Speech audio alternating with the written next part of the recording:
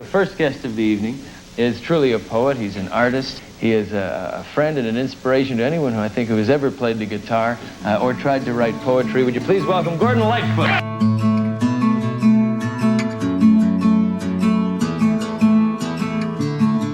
Listen up and I'll tell you what you'll do. Forget about music and alcohol, too. Forget about your baby. We got other work for you. Better drink your glasses empty now. It's time to rise and shine. There's one less cause in the world to be living for. This is Carefree Highway Revisited, the show that celebrates the work of Gordon Lightfoot song by song. I'm your host, Mike Messner, and along with me today is a fellow Lightfoot fan making his second appearance on the show from Spokane, Washington, Derek Buckley. Derek, welcome back to Carefree Highway Revisited. Thanks, Mike. It's great to be back and doing some more Lightfoot talking. So what's new with you? The last time you were with us was back in season 3, and we were talking about Heaven Help the Devil. So any life developments with you that we need to know about? Not really. Actually, the one that might be relevant, I did lose my mother back in April. She was 91. She was obviously been kind of going downhill since, I don't know, around Christmas time or something. So one of those things where it's just kind of the natural progression of life, and it all said and done, it kind of ended probably the best way it could. But that kind of had a little bit of an impact on some of my analysis of this song. Plus, also, I turned 60 yesterday. So significant milestones. Yeah, that's a major one. And happy birthday to you. And I'm sure everybody's listening sends you the best wishes. So today we're talking about Drink Your Glasses Empty from the Waiting for You album in 1993. Why did you want to talk about this one today? A couple things. When you contacted me about wanting more guests, I found the list from last time I was on, and I had gone through and tried to rank the songs that I really liked. And this was one that I had pretty high on my list from last time. And then I gave it a listen just to make sure it would be a good candidate to discuss. And I just was overwhelmed with the meaning and some of the subtleties in the lyrics. And I thought this has always been a great song, but it would be an even better candidate to discuss. One of the things I always liked about it, though, was the musical feel. And I always wondered if, with this being the last song on that album, was there ever any thought that if that had been his last album, this would be a fantastic final song to have been on it. And the idea that there's a certain finality to it is interesting because this is kind of a comeback album for Lightfoot. East of Midnight was supposed to be his very last album, and then he went silent until 93. We'll talk about that more in a little bit. Do you have an anecdote or something personal about what the song means to you? No real anecdote on this one. This has never won anything specific about it. It's just that I've always loved a good tribute or acknowledgement song, which this is. And then also with it being the World War II, my grandfather, my dad's dad, was killed in 1945 on an aircraft carrier in World War II. So there's always a little bit of a nod to those kind of things. So it was kind of the combination of being an excellent song of appreciation, but also for a subject that, even though it didn't affect me day to day, it's always kind of been in the back of who I am. You know, the reason I like, and I can see why it would have that kind of relevance to you because of your family's experience. The thing I love about the song myself is that it's not an anti-war or a pro-war song. It's just a salute to people who had to go off and fight in all of Canada's wars, and two in particular that we'll talk about in just a second. Is there a setting that would be perfect for you to play this song as part of the soundtrack to your life, or could you listen to it under any circumstances? I could always listen to it under any circumstances, but if you do think of the song itself, for me, it's always been one kind of later in the day, maybe summertime, fall time, when either the season or the day itself has the feeling of kind of winding down, and you can kind of look back and feel the appreciation more on the backside as opposed to on the front side. Also, a rainy situation kind of came to mind, perhaps because of one of the lines in the song, but just also that's kind of another environment where you're not optimal, but it's not as bad as it could be kind of feel, where you can be reflective. Yeah, and rainy days are especially good for that. And there have been so many great songs written about rainy days. And it kind of representative of where we are right now in this year. We're coming out in October of 2025, and it's cloudy here where I am. And knowing that you are in the state of Washington, I imagine it's either cloudy or raining or gonna be very soon. Yeah, we're Um, heading into the rainy part of the year. yeah, and I'm headed into that this next weekend, as a matter of fact, because we're going to go and watch the Loggers play.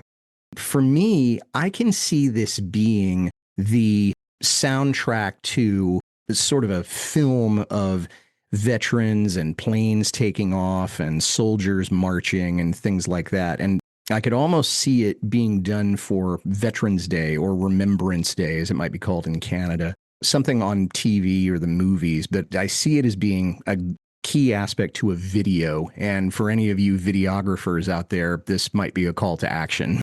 So the song was mentioned in the Jennings book just a couple of times, and it was described as a salute to those who are called upon to fight in wars. It alludes to World War II, and my guess is it was written around the time of the Gulf War. The record came out in 93, so you have to think that it was written at latest 92, when the world was still kind of recovering from that, and particularly the United States was. I did do a little bit of research on this. Canada did participate in the coalition to evict Saddam Hussein from Kuwait. Canada contributed a total of 4,000 troops, and there were no combat casualties as far as I know. Do you have any other information or an angle on how the song got written? Not beyond what you just said. I found the couple of mentions in the Jennings book also, and one of them said inspired by the Persian Gulf conflict. But I found two other sources of some information, nothing earth-shattering, but the little booklet that came with the songbook CD collection had two mentions of it. One was just the regular verbiage, just mentioned that that album had some good songs on it, and it mentioned this one as being moving in the way it talks about the toll that war takes on people. Yeah. And then also later on in the notes, there's actually comments from Gordon on various songs, and he talks about this one, and he says he mentions his birth year. He says he didn't remember being 1 year old, but he said he still remembers as a very young child when they had ration stamps because of World War II. And when he was watching the CNN coverage of Operation Desert Storm, it brought a lot of that back to him, and that contributed. I don't know if that was what kicked off writing this or if it was already kind of in the works, but that had a lot to do on it. And then also, I think we mentioned this last time, that book, Once Upon a Red Eye, that was written by one. He mentions that a couple times, that just there's a list of songs that Gordon mentions where war and conflict can be a, quote, waste of life. And ironically, Heaven Help the Devil was also on there. The next page just singles out that line where it says a time to wonder why, that brings so much meaning to the whole concept of the waste of life and war and the price we pay. Yeah, and I'm glad you brought up the idea of him mentioning that he was 1 year old in 1939, and that was very deliberate. Now, I don't know anybody who has profound memories of them being 1 year old, Gordon or anybody else, but it's a significant time because 1939 is when Germany invaded Poland, World War II began, and Canada was involved with that war from the very beginning. The United States took over 2 more years. We didn't get involved until Pearl Harbor, but the Canadians, probably with the eye of assisting the King's forces in Britain, also declared war on Nazi Germany and I guess Italy and Japan at the same time. So I'm glad that you brought that up just to give us some historical context there.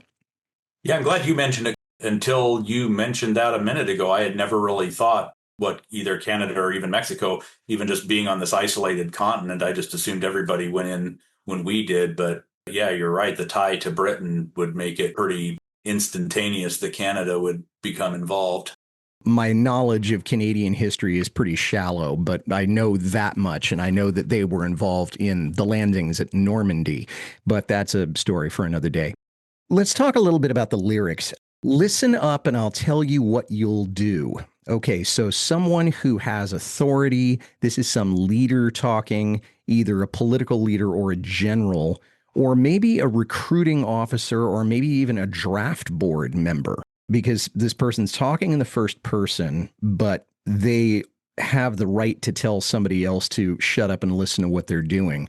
Any thoughts on who this might be? Yeah, I agree with what you're saying. I have a thought I'll save till we're done with going through the lyrics. The one thing about this line and some of the others is I don't know if it's anybody in particular or even if a lot of these are supposed to be coming from the same person. Just something to keep in mind. But that's Sure. the image I get is what you described as somebody either of a higher authority or somebody implementing this big undertaking that we need to do. Forget about music and alcohol too. Forget about your baby. We got other work for you. And so the subtext is leave behind the things that you love or the things that give you pleasure. You're going to go and possibly die. You're going to be laying down your life for, at this point, the song is going to talk about you haven't the vaguest idea what, but it is something where you're going to have to leave behind all the comforts of home, music, alcohol, and family, and anything else you can think of.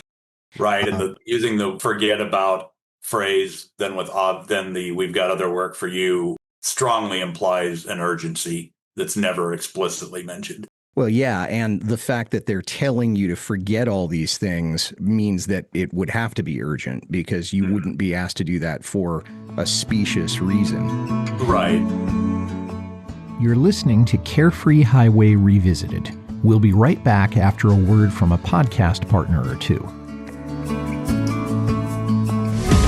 Radio is so much different than it was in the 80s. We had it all. The music, the movies, the DJs, and morning shows. Back to the 80s Radio is a show from the 80s in podcast form. We bring the memories from that awesome decade back. Join Toscano and Chang every Friday as they take you on a ride back in time, sharing their experiences and laughs. Stop on by and discover some of the wacky things this crazy duo comes up with. They talk about it all, the good, the bad, and the ugly of the greatest decade. Don't miss the greatest 80s podcast in the world. Back to the 80s Radio. Hey, I just wanted to take a second to tell you about my latest podcast discovery. Firebreathing Kittens is an actual play one-shot podcast that plays various tabletop role-playing games with a season-long plot. Because there's a beginning and an end to each week's story, you can start at any episode. Yeah, you won't miss a thing. Every week has a different combination of 4 from the same rotating cast of people. Join Firebreathing Kittens as they solve detective mysteries, attempt comedic banter, and enjoy friendship. That's Firebreathing Kittens podcast. Check it out. Better drink your glasses empty now. It's time to rise and shine. So this is the idea that you don't have much time before you have to report for duty. Enjoy the domestic life while you can. Drink your glasses empty. Get all of the joy that you can out of this metaphorical glass of beer or wine or whatever it is, because in a very short time, you won't be able to do that. Right, exactly. There's one less cause in the world to be living for. And I think in some printouts out on the net, it says that to be leaving for, but I can't imagine how that would make any sense. So to be living for. So you now have every other purpose in your life taken away from you. You only have to worry about the orders of your commander or your squadron leader, or you only have to worry about the military task at hand. Everything else can be put out of your mind. You've got one less cause, although I think you could say you have only one cause in the world to be living for. Right. And I was kind of wondering that too, because the lyrics that I found did use the word leaving. I'd always thought it was living. And I thought, how could leaving make sense? And the only thing I thought of, if that was it, would be that once you've left for this, basically this massive thing you're embarking upon, you've left for it. So this one's kind of not anything you're going to have to worry about anymore because you're already into it. I'm not sure what the actual official one was. I do have the liner notes here from the Waiting for You CD, and I was looking to see if it was in there. He may have written the word leaving, but to me, Yeah. It doesn't make any sense. You leave for something. It just seems more awkward verbally than Gordon would usually be. Yes, you're right. The liner notes say leaving, but I've always interpreted it to be living. And I think both work. I just like living better, and that's what we're going to stick with for right now. Sounds good. It was back in 1939 when I was 1 year old, sitting by the backyard fence and the world had turned so cold. And we've already talked about the idea that he doesn't remember this, but he's giving some historical context because the world is at war. And as you mentioned, Derek, there is going to be rationing in Canada and probably, I know it's happening in Great Britain proper. And of course, it's going to happen in the United States as well. A lot of people still remember that, although people who lived through the Second World War are dying at something like 1,000 a day these days. Yeah, I remember hearing both my parents mention the rationing thing, but you're right. And I've always loved that line, just the world had turned so cold, because you can even, I mean, not to the degree, but you just think knowing what was going on back then, I mean, it harkens back the feelings we had at 9/11, where you just don't know, you don't know your fate, even though it was nowhere near as long. It's just that cold feeling that, oh, somebody wants me gone or may want me gone, and you just don't really know how to process it. So that line's always struck me. Well, he says he's 1 year old, but just the line itself, plus it's kind of coming from the perspective of a 1 year old child that's potentially terrified. Well, it's interesting that you mentioned 9/11 because you and I both live on the West Coast of the United States. And so even with the events being 3,000 miles away from where we were, I can remember feeling very uncertain about what was going to happen, especially on the day of. Of course, in the days to follow, we knew what did happen. And it still wasn't impactful on our front doorstep, but it was still a terrifying day. I'm glad you brought that up, because even for those of us that were far away from the center of all of that, it was still a scary time. Drink your glasses empty now was all that they were told. I got to think that maybe some Canadians in 1939 didn't know why what was going on in Poland was any of their business, because it's 6,000 miles away. Who cares? Maybe.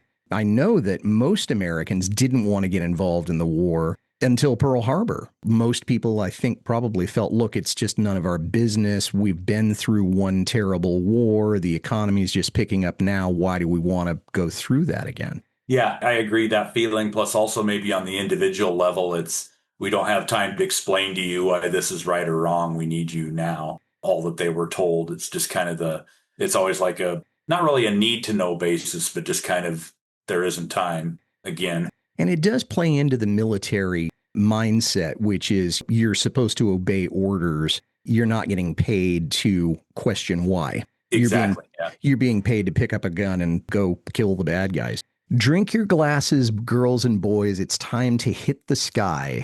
To the tune of thunder, there's no time to wonder why. That is my single favorite line of the whole song. And again, that's when I got the vision of this video playing with this song being the soundtrack to it. And the tune of thunder is an amazing phrase. Yes, it is. It's just so perfect, just so poetic. And it comes back to the idea of senselessness is not the right word, but again, it comes back to the military mindset. Don't question why. Never mind your soul. Never mind your family. Never mind the other guy. Just follow orders and stay in line, because there's a war going on. Right. You don't have the luxury to think about it now. They need your actions, not your analysis or whatever. I agree. That's an excellent line, too. And the time to hit the sky, when you mentioned video, as I can see, that's when you have this scene of the planes taking off and the old 1940s movies that are grainy and not completely stable. And that's the imagery on that is just unbelievable. And that brings us to watch a John Wayne movie to remind us once again. And I think the reason that he mentioned that, in addition to the fact that they were just all very cinematic, is that John Wayne reminded the audiences of the nobility of the Second World War, or the idea that the good guys never make mistakes, or that this is a noble cause. I didn't live through World War II, of course, but I can tell you that when the government tried to sell us on the war in Iraq being a noble cause, the Gulf War, not the one after 9/11, it was a very hard sell, because people, by and large, didn't buy into the idea that we were going off to rid the world of evil. I think people had gotten more cynical by that time. At least my generation had. But I think of movies like They Were Expendable and The Longest Day and Back to Bataan and The Sands of Iwo Jima and, and all these great movies that the Duke was in. Derek, have you ever seen any of the movies that Lightfoot is alluding to, or any of the ones I just listed? Not right off that I know of. I think I might have seen Sands of Iwo Jima a long time ago, maybe Longest Day. I don't recall either of them specifically, but my default thought when I hear John Wayne movie is more the Western, because that's what I had seen a lot of. And I thought, even though that isn't what he's going for here, you said it a little while ago, it does kind of still give you an image of maybe perfection that we always know is never as good as you say. But at least the ideal of it is that the characters in John Wayne movies are things to aspire to because, they're going to do the right thing. They're going to take care of you if necessary. Granted, history, even since then, can show things more or less noble over the course of time. It's still the concept they were going for, I think, is what you just have to assume in this case. The people will live up to that standard. And it kind of dovetails exactly with what you were speaking about, how the counterexample is later on. Things weren't as black and white as they were, or we thought they were in the World War II time. But at least back then, we had this pop culture of the time image of the John Wayne type of character being the caretaker, the superhero, everything you needed to deal with the situation. If you think about it, it was really maybe the last clear-cut war of the 20th century, because you did have a group of people that was seen as destroying people's lives, and then you had the other side that was in some sense trying to validate people's lives. Whereas from what I know as a historian, okay, the Korean War was harder to sell because you couldn't identify what a communist looked like. Vietnam was harder to sell, especially as time went on, because the government was saying, we're winning, we're winning, we're winning. And it turns out we weren't winning at all. And I've already talked about the Gulf War. So I'm not even insinuating a justification for war. I'm just saying that it was easier to get a consensus in World War II than it was in the other three major American wars in the 20th century. Yes, agreed. When the effect on the people here is easier to point out, it's easier to sell. Exactly what you said about Korea and then even Vietnam with the whole communist ideas. That was still a more, we need to prevent this hypothetical maybe thing from happening. Whereas when in World War II, it's like the quote enemy is already doing this to our friends, Britain, Europe. We can already show what's going on. And it's just a logical extension for that to happen to us. Whereas the subsequent wars were a little more complex. The rationale was a little less tangible. Yeah, nicely said. Well, the song appeared on Waiting for You, which was his 17th album. And the musical arrangement's not terribly complicated. I actually only know of Gordon singing and playing his sixth string, and then Mike Heffernan playing keyboards or synthesizer. I don't know that there are any other instruments in this. But I got to tell you, the synthesizer makes it. I'm not a huge fan of synthetic music, but the synthesizer does add an element to it that's really nice that I don't think if it was just Gordon finger-picking a guitar, you wouldn't have had the same effect. What to you is your favorite musical aspect? Well, I'm in line with you, but my answer would have been the simplicity of it. I had to go back and listen to it again to hear the synthesizer, and it's done so well that it doesn't interfere with the enjoyment of the song. So yeah, my favorite musical element is the simplicity of having the guitar and the synthesizer. And the synthesizer, I think, is serving the same role as the wire choir violins did on If You Could Read My Mind and some of the other earlier albums. It's almost a violin type sound in my mind. It's just the slow tone that accompanies the song and the guitar playing. Violin, or maybe sort of a mild orchestral exactly effect. Yeah. I don't know how else to say it, but that was the feeling that I got. You're listening to Carefree Highway Revisited. We'll be right back after a word from a podcast partner or two.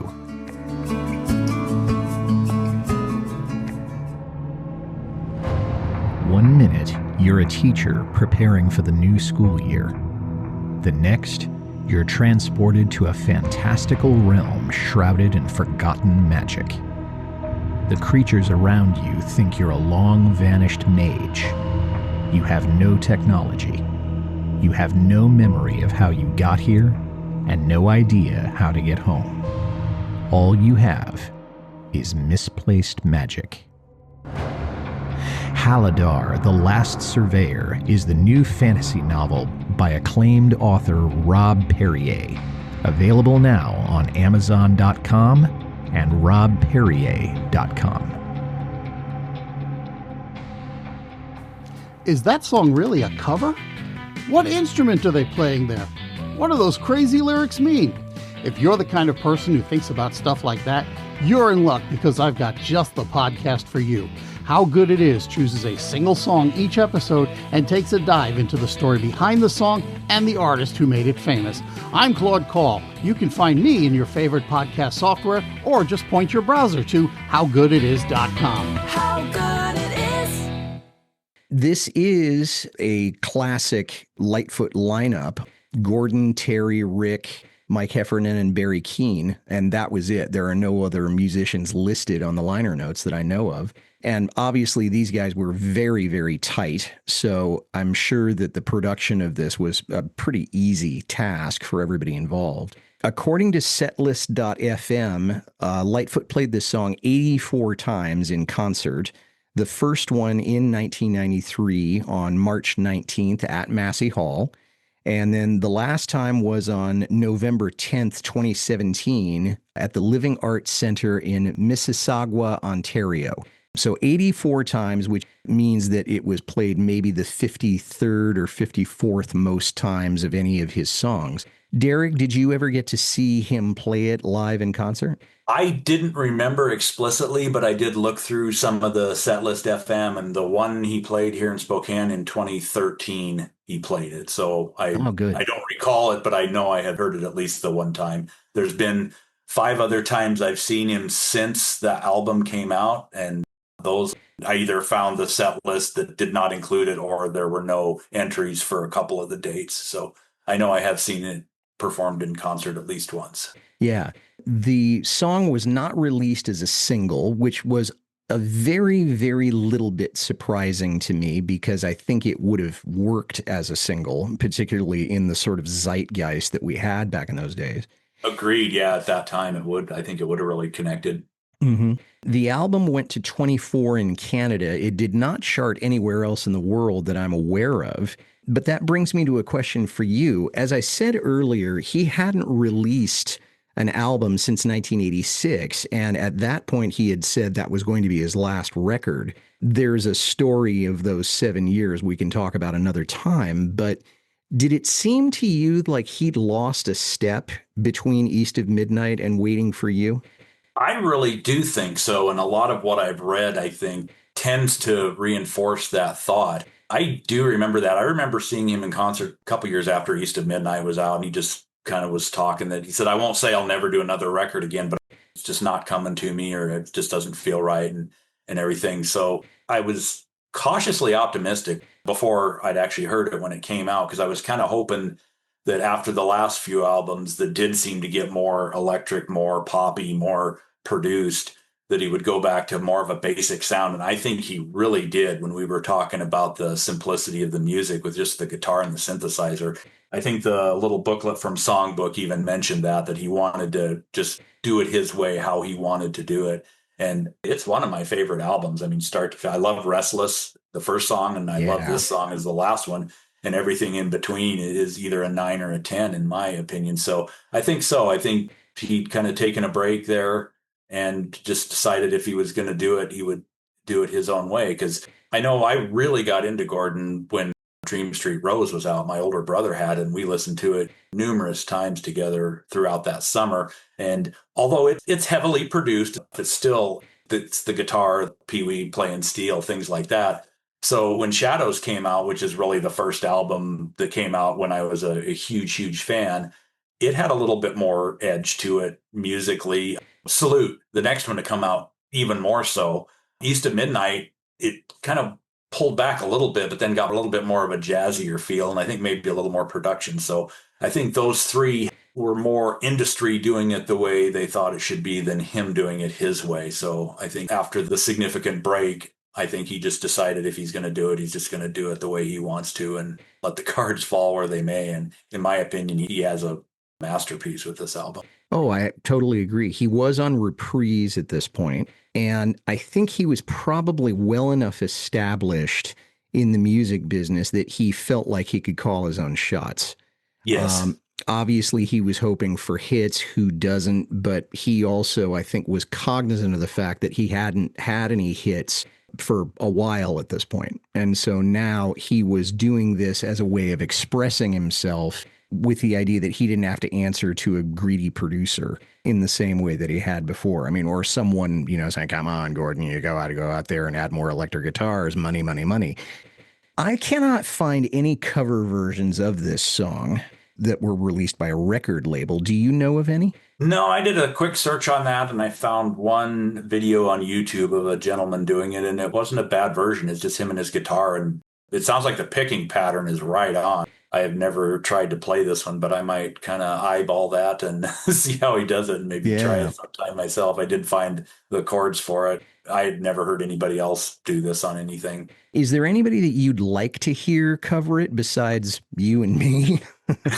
Actually, I gave this one a lot of thought. I was kind of thinking through some of the people I really like and, what kind of style and stuff. Do you know who Mary Gaucher is? Mm-hmm. She did a song called Mercy. Now, I thought she might be able to do a good version, but it's not really her style. For some reason, I think this coming from a woman might sound very good. It might kind of convey that this relates to everybody, not just the men that look up to John Wayne. Not that that's really part of the song, but I just think that could add something. And I think somebody that could hit it out of the park would be Mary Chapin Carpenter. It's very similar to a lot of her stuff, both intent-wise and the musically-wise. I hadn't thought about having a woman do it, but the more I think of it, the more it makes sense that it would really be stirring using a female voice. I like the idea of Mary Chapin Carpenter doing it. I like the idea of Judy Small doing it because she's certainly done a lot of songs about war and soldiers. And then Ed Sheeran, I think, could probably do an okay job on it as well. An interesting candidate. He's not known for singing or playing other people's songs, but I think he might have a fun time with this. There you go. That's kind of similar how I thought with Mary Chapin, was that she almost exclusively does her own material, but I think something, if she wanted to take a stab at it, could do it. Derek, as we're sort of wrapping up here, is there anything else you wanted to say about the song, or for that matter, about the album? Yeah, actually, as far as the song goes, just especially the past few days, just kind of going through this a little more meticulously than normal, this is just so very, very descriptive. And I like it because of the connection to my grandfather, the appreciation type songs. I've always loved airplanes and manned space flight and things like that. So the whole pilot part of it kind of resonated with me too. But the description, the imagery is just so vivid.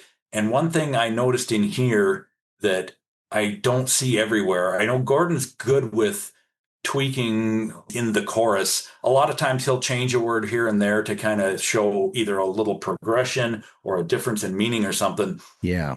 Does it a lot in here. It's a little more noticeable, but I think it's just fantastic that all after saying drink your glass is empty, time to rise and shine, one less cause in the world to be leaving for. But earlier it was the tune of thunder, there's no time to wonder why. It kind of bounces around with the same melody, but either different single words or a different line or everything. I can't help but think it was intentional to just broaden the scope of it, of who it applies to, who's thinking about it. One thing we didn't get back to when you were talking about who is saying it, I think after going through it, a lot of these lines could be said by a lot of people at various positions involved, but I almost think you can take a step back and think that the song is being sung by society, talking to unspecified or generic citizens, not individually as a whole. You have to do these things to take care of yourselves and your family and your fellow community members. Again, you get back to this is that there's no choice here. We've got to do this. And I think it's kind of personifying society in a sense as an individual. The lines are as if it's individual people talking, but I think you can make the argument that it's a less specific generalization speaking to a different, less specific generalization. It's society saying, listen up and I'll tell you what you'll do, is like, hey, we've got to do this. There's no question. here's what we're going to do. You're going to have to make these sacrifices. Forget about your baby. We've got other work for you. You have to contribute, or you and everybody else are going to pay the price. I don't know what the Canadian equivalent of Uncle Sam is, but I can see someone like that as a representative of society or whatever power structure that would be. If it were from a purely American perspective, I can see Uncle Sam singing this song. Again, I don't know what the equivalent is north of the border. Maybe some of my listeners can tell me, but that is the manifestation would be one person, but that person is representing society. Excellently put. Excellent. Society manifested into the verbiage of one person talking to another. Derek Buckley, thank you so much for taking the time today. It's always good to talk Lightfoot with you, and I'm going to be paying many visits to your great state in the next several years, and I'm looking forward to having you back on the show again real soon. That sounds great to me. I'll start looking for a song now. And thanks for listening, everybody. If you like this well enough to listen to the whole thing, tell somebody about it. Carefree Highway Revisited is on Apple, Spotify, Acast, or wherever you get your listening matter. I'd like to make a special request for you to visit my Patreon page. I love this show so much, and I want to keep it going, and you're in a position to help. Please head over to www.patreon.com/Carefree Highway Revisited. $1 or $2 a month is all I ask. You can reach me, Mike Messner, at teachermike72@gmail.com.